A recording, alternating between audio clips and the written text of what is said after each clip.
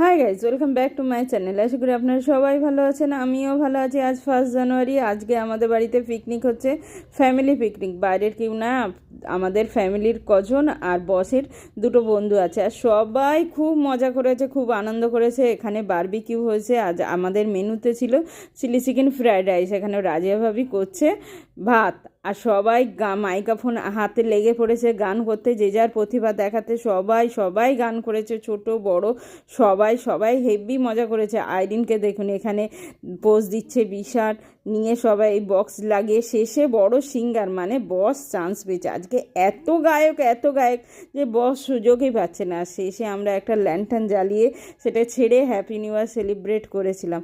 Happy new year! সবাই ভালো থাকবেন, সুস্থ থাকবেন, সারা বছর সবার ভালো কাটুক।